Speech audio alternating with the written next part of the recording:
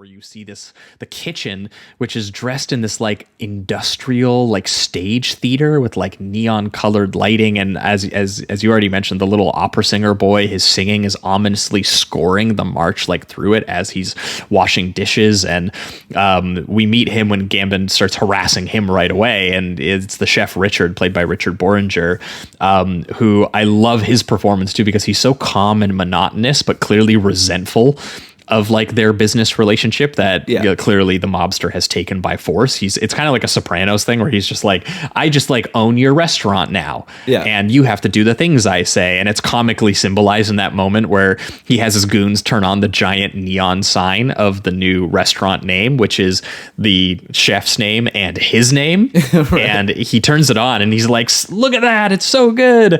And then it immediately blows the fuse for the entire restaurant, and he gets that incredible line that almost honestly summarizes his presence in the movie, which is Albert has given us the gift of darkness.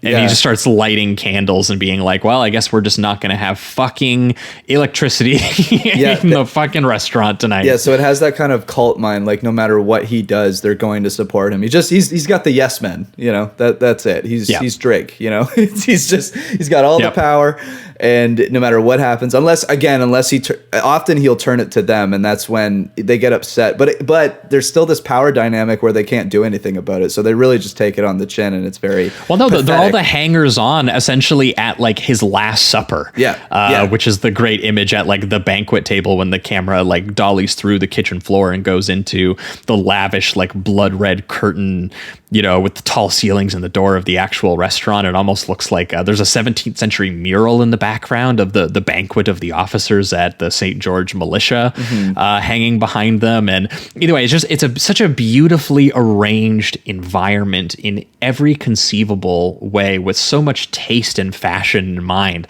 And there's so much effort put into it that it's funny to me that it's basically used as like a source of irony. Yeah. It's basically like, look at this beautiful joke in itself, environment for this character to belch in and scream the most disgusting sentences you've heard a man say. Yeah, like he's like at one point, and this is in no way sexy, like the way he's saying it. He's like comparing Georgina's private parts and connecting them to eating them, but in front of people.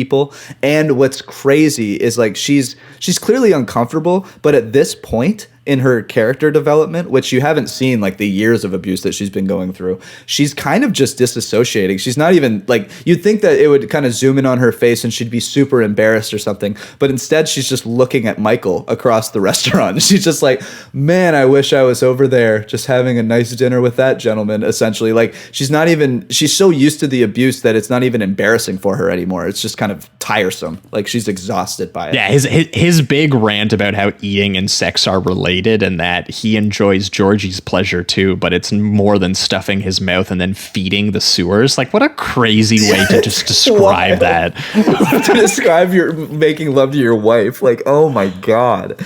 It is fucking just horrid. It's horrendous. He just says so many things that make your skin crawl. And at a certain point too, the way that Gambon delivers it, I was like, is this all written down, or did Gambon just like go off on rants here and there? Because it is impressive how little he shuts up. It feels stream of consciousness sometimes. It really does. Yeah. It feels like the most evil stream of consciousness that you could ever hear. It's unbelievable. It's a real feat. Yeah, and honestly, I've seen some complaints, and I understand them, that at a certain point, maybe he almost gets a little monotonous because he just keeps going so much. And at a certain point, it's like, how can you keep experiencing so much cruelty and just like not just like lose yourself? And I understand that. And I think that is accurate to the experience of maybe watching him just keep going and going and going. And you're like, Jesus Christ, man.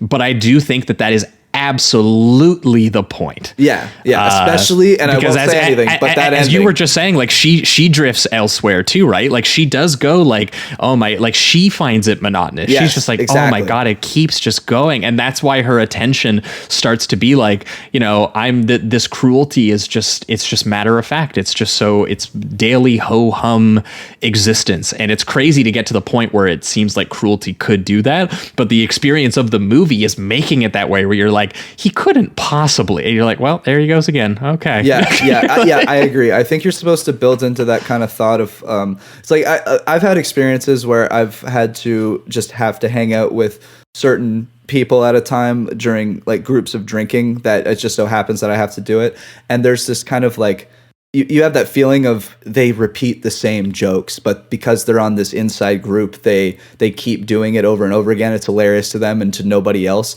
That's what this group feels like, but just obviously to the worst extent of it. But it feels repetitive. So you're saying we're not inviting Michael Gambon to the next like Sleazoids meetup, unless he's going to channel Dumbledore kind of vibes. I don't think so. But yeah, it does feel like that monotony, and I think that you're right that it's built into it, because every single time you go to them, it doesn't really matter exactly what he's talking about. There's almost just the same cadence of like hatred and just vitriol and yeah, venom. I mean, you already said it, but it's almost a gag. Like the fact that the camera will leave the room and come back, and he's getting into some other kind of crude and piggish confrontation where it's just like, yeah, exactly. And the way that he'll just start a fight, like it does get ridiculous. There's one part where he sees the guy Michael reading in the restaurant, and he walks by him twice, and both times he just grabs a book and looks at the book, and he just throws it on the floor. You're like, why'd you do that, man? There's another. That guy didn't do anything to you. And he's like, you can't read in here. This isn't a place for reading. It's a place for eating. It's for adventurous eaters. Yeah. You know, who have